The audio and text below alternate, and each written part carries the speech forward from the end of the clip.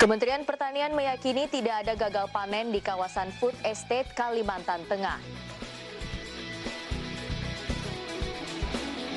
Kementerian BUMN mengungkapkan vaksin merah putih bisa digunakan pada akhir 2022.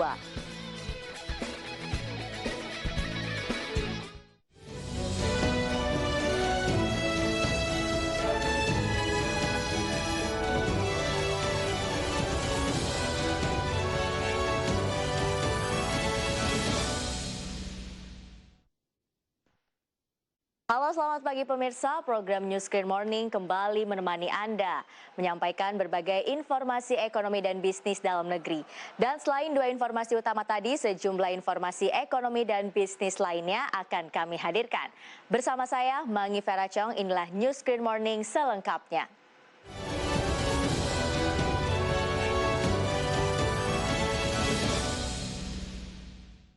Kita masuk ke informasi pertama pemirsa, di mana pemerintah tengah mengembangkan lumbung pangan atau food estate seluas 62.000 hektar di beberapa daerah di Indonesia. Komisi 6 DPR RI menekankan agar pemerintah memperhatikan biaya logistik yang bisa saja timbul dari operasional food estate agar Indonesia memiliki stok pangan yang melimpah. Pemerintah tengah mengembangkan lumbung pangan atau food estate seluas 62.000 hektar di beberapa daerah di Indonesia, seperti Kalimantan Tengah dan Sumatera Utara. Dengan lumbung pangan, Indonesia diharapkan memiliki stok pangan yang melimpah, terintegrasi dengan baik, dan harganya jadi jauh lebih murah. Meski demikian, pembangunan skala besar ini harus dilakukan dengan cermat, agar tidak melesat dari tujuan awalnya. Ketua Komisi 4 DPR RI Sudin menekankan agar pemerintah memperhatikan biaya logistik yang timbul dari operasional food estate.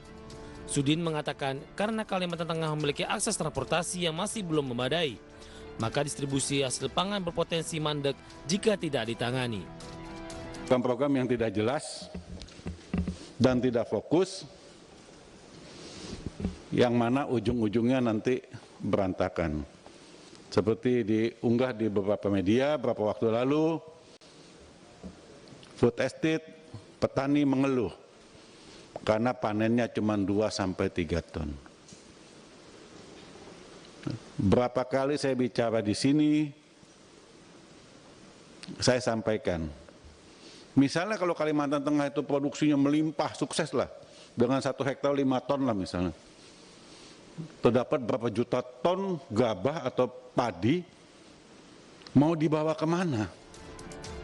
Sudin menambahkan untuk food estate di Sumatera Utara, tepatnya di Humbang Hasundutan, distribusinya dapat dilakukan dengan mengutamakan daerah di Pulau Sumatera. Selain dekat, akses transportasi menuju provinsi lain di Sumatera Utara juga sudah cukup baik. Jakarta, Tim Liputan ADX Channel. Ya pemirsa, Menteri Pertanian Syahrul Yassin Limpo meyakini tidak ada gagal panen di kawasan food estate atau lumbung pangan baru Kalimantan Tengah. Meski demikian, Mentan menyatakan terdapat sejumlah kendala dalam pengolahan. Menteri Pertanian Syahrul Yassin Limpo meyakini tidak ada gagal panen di kawasan food estate atau lumbung pangan baru Kalimantan Tengah. Mentan menjelaskan musim panen untuk tanaman padi di kawasan food estate masih terus berlangsung dan baru akan memasuki musim panen raya. Syahrul menambahkan proses pengolahan lahan food estate seluas 30.000 hektar hingga saat ini masih berlanjut. Meskipun ada masalah dari ribuan hektar hamparan sawah yang ada. Bilang gagal, sementara panen baru mau mulai. Minggu depan ini baru mulai di Pulang Pisau. Beberapa belum. Dan kepala desanya yang pernah dikatakan diwawancara, sudah wawancara kembali bahwa saya tidak pernah diwawancara seperti itu. Nah, Bapak sekalian, saya mohon kasih saya waktu untuk kita benahi ini. Kita butuh tambahan-tambahan dari apa yang ada di sana. Karena kekhawatiran FAO atas ketahanan pangan dunia harus menjadi jawaban sehingga cadangan-cadangan ini bisa dilakukan. Saya kira secara umum food estate seperti itu dibahas, saya kira kita baru mulai juga. Mentan menekankan food estate bukan dikhususkan untuk menanam satu komoditas, namun diperuntukkan bagi banyak komoditas pangan, termasuk perikanan dan peternakan, sehingga petani mendapatkan nilai tambah dari komoditas yang dibudidayakan. Jakarta, Tim Liputan, ADX Channel. Selanjutnya pemirsa, Menteri Kelautan dan Perikanan Sakti Wahyu Trenggono meyakini penetapan Maluku sebagai lumbung ikan nasional mendorong hadirnya pusat ekonomi baru di kawasan Indonesia Timur. Adapun estimasi produk perikanan yang bisa dihasilkan mencapai 750.000 ton per tahun.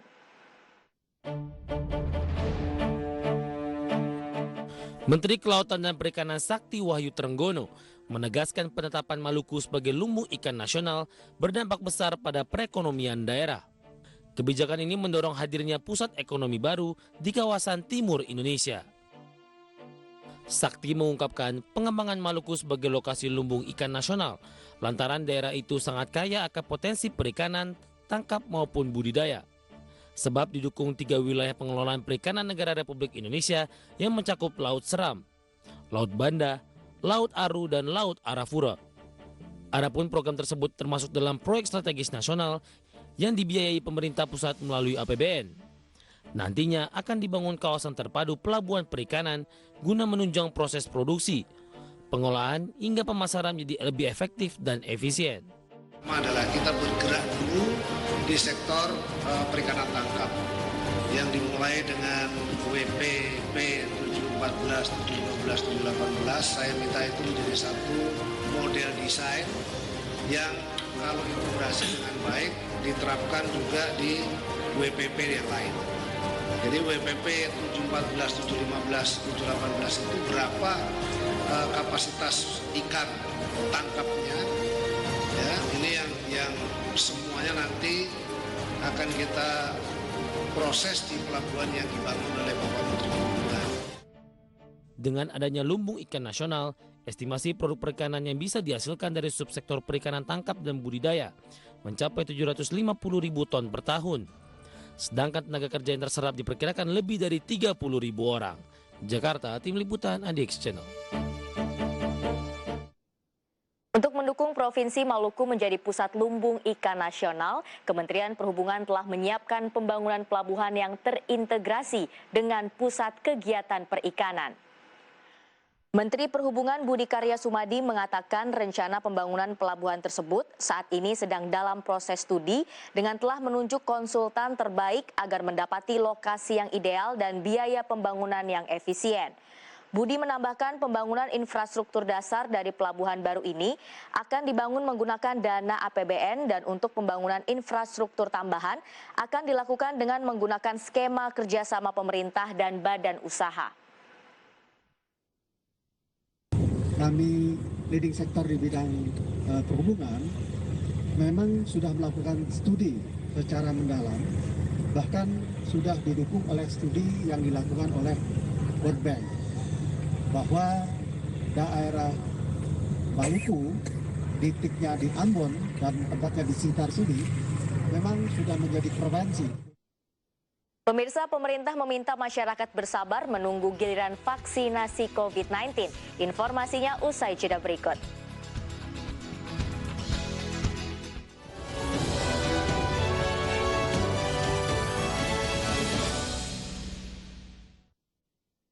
Pelantikan Presiden Amerika Serikat terpilih Joe Biden diyakini akan meningkatkan penggunaan energi terbarukan. Utama dari melemahnya IHSG di hari ini, pemirsa, industri turun 2,43%. PT Aneka Tambang Tbk atau Antam ini mengajukan banding atas putusan Pengadilan Negeri Surabaya. Saham Antam minus 6,73%, level 3.000-an sudah ditinggalkan. Dijadikan sebagai salah satu alasan atau momentum untuk orang take profit ya, gitu ya.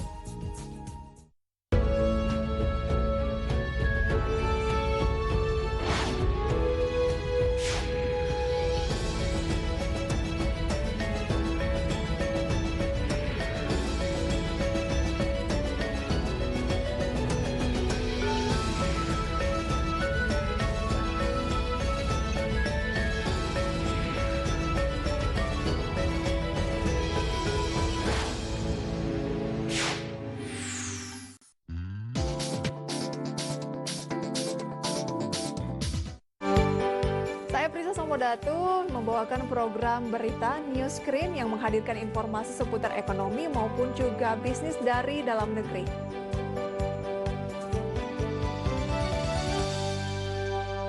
Presiden Joko Widodo sempat menyoroti kelangkaan kedelai yang ada di Indonesia. Urusan yang berkaitan dengan tahu dan tempe, kedelai menjadi masalah juga karena tadi yang saya sampaikan.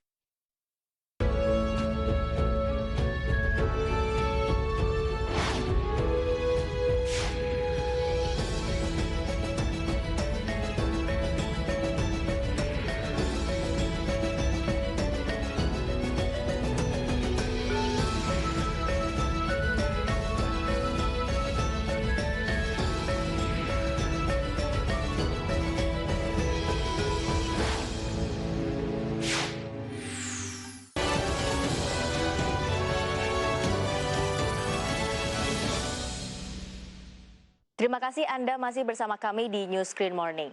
Pemirsa, Kementerian BUMN menyatakan vaksin corona buatan Indonesia atau vaksin merah putih yang diproduksi oleh Bio Farma kemungkinan baru bisa digunakan oleh masyarakat pada akhir 2022. Menteri BUMN Erick Thohir mengungkapkan vaksin corona buatan Indonesia atau vaksin merah putih yang diproduksi Bio Farma kemungkinan baru bisa digunakan oleh masyarakat pada akhir 2022. Pasalnya, tanda-tanda dua penemuan bibit vaksin merah putih baru dapat dilakukan pada akhir 2021. Saat ini, vaksin merah putih masih dalam tahap riset dan pengembangan oleh 7 instansi dan 6 universitas dalam negeri. Erick menambahkan apabila seed vaksin merah putih tersebut bisa diserahkan kepada PT Bio Farma pada akhir tahun ini, uji klinis baru bisa dimulai pada kuartal 1 2022. Selanjutnya, uji klinis tahap akhir ditargetkan selesai pada kuartal 3 2022. Di kuartal 1 tahun 2022 kita melakukan uji klinis. Semoga juga nanti di uji klinis yang terakhir yaitu di kuartal 3 tahun 2022 sehingga di kuartal 4 2022 kita sudah mempunyai vaksin merah putih sendiri. Hingga kini Indonesia masih menggunakan vaksin COVID-19 buatan Sinovac, China. Prioritas penerima vaksin COVID-19 tahap pertama ialah tenaga kesehatan yang berada di garda terdepan penanganan COVID-19. Erick mengklaim tingkat penularan COVID-19 di kalangan tenaga kesehatan berkurang drastis usai pemberian vaksin COVID-19. Jakarta, Ricky Anwardi, IDX Channel.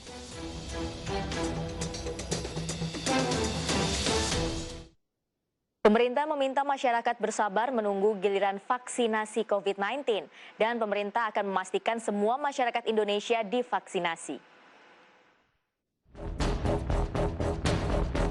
Pemerintah meminta masyarakat bersabar menunggu giliran vaksinasi COVID-19.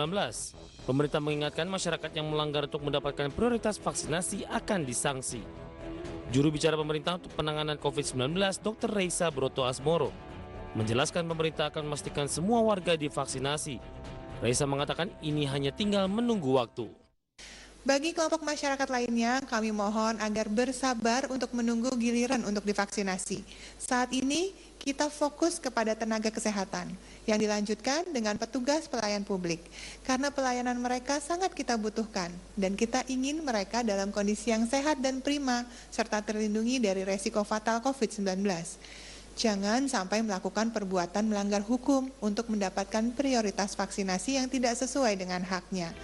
Reisa juga mengingatkan mengenai pentingnya protokol kesehatan dalam memutus penularan COVID-19. Pasalnya, program vaksinasi harus dibarengi dengan disiplin protokol kesehatan. Jakarta, Tim Liputan IDX.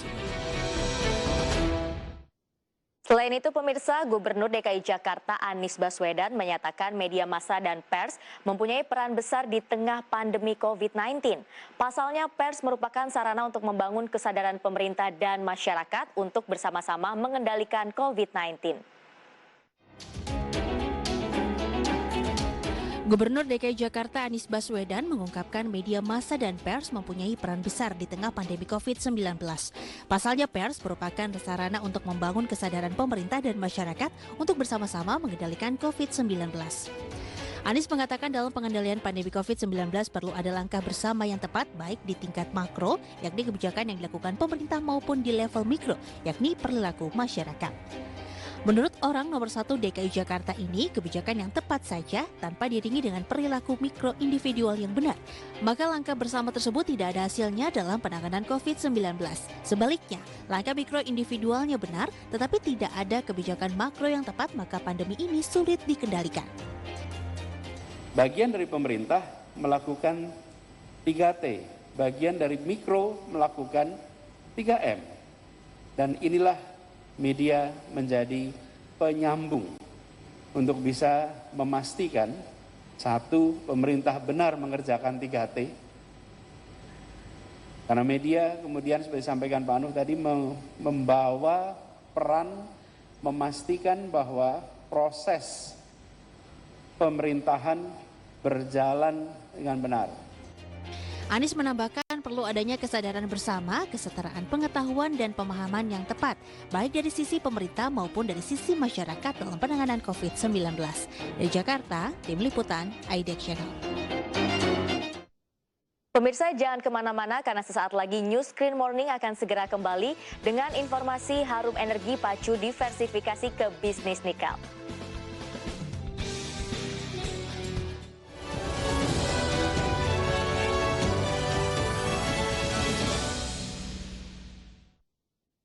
Bagaimana outlook UMKM di 2020 ini, Pak Leona? Saya ingin mengajak terutama anak-anak muda bagaimana caranya supaya nantinya ini bisa berkooperasi dengan baik. Dan ini sudah dimulai.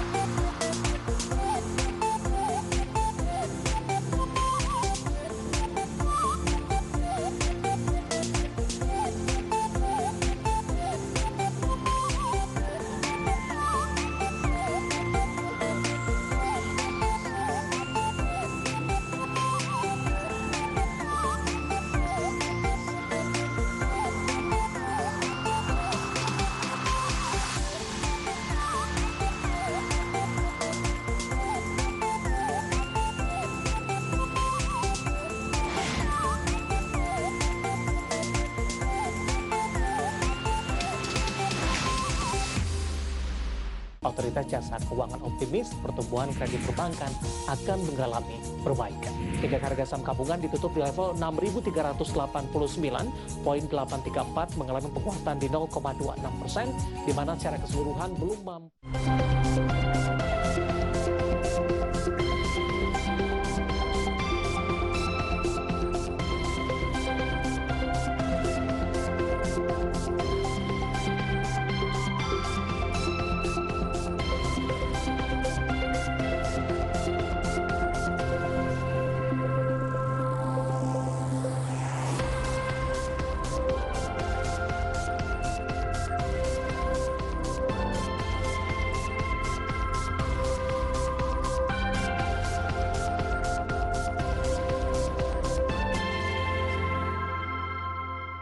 Kunci dari kesuksesan Hulu Migas Indonesia ke depan ini apa, Pak? Fleksibilitas fiskal yang akan dikeluarkan untuk menjaga keekonomian. Investor akan datang itu saja. Oke, Pak. Keekonomiannya terjamin.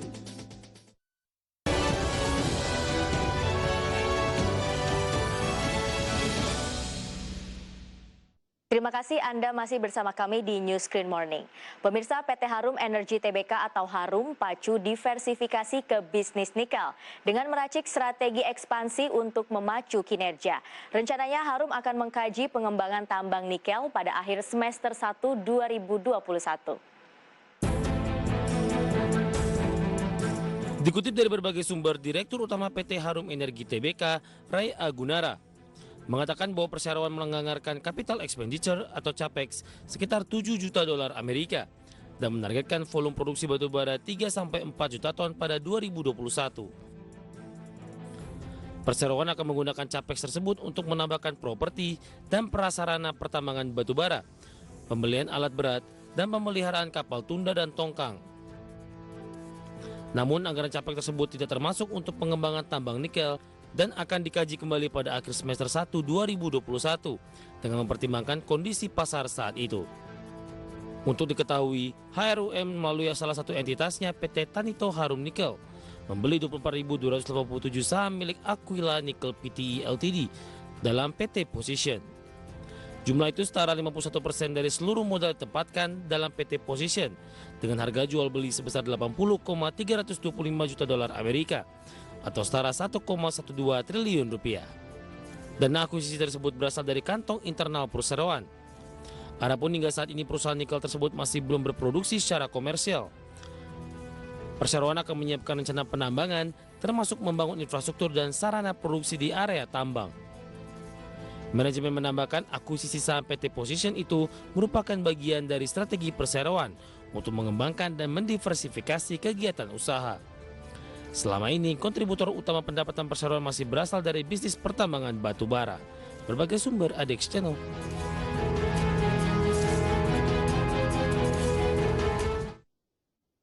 Ya pemirsa, untuk menambah referensi Anda dalam menghadapi perdagangan hari ini, kita akan lihat review penutupan perdagangan pada Senin lalu. Di mana IHSG pada perdagangan Senin 8 Februari 2021 dibuka di level 6.194. Kemudian pada penutupan sesi pertama, IHSG ditutup di level 6.210,91. Dan pada penutupan sesi kedua, IHSG ditutup menguat 0,93% di level 6.208,87. Selanjutnya kita lihat update kinerja pergerakan indeks pemirsa, di mana indeks MNC 26 menguat 0,33% ke level 324.879. Kemudian ada JII yang juga menguat 0,79% ke level 647.344. Dan LQ45 juga menguat 0,49% ke level 958.206. Dan yang terakhir pemirsa, kita bisa saksikan bersama untuk pergerakan sektoral pada penutupan perdagangan 8 Februari 2021. Di mana sektor konstruksi menguat 2,6%, kemudian ada sektor pertambangan yang juga menguat 1,95%, kemudian ada aneka industri yang juga menguat 0,24%, dan ada sektor konsumsi pemirsa yang ternyata melemah 0,5%.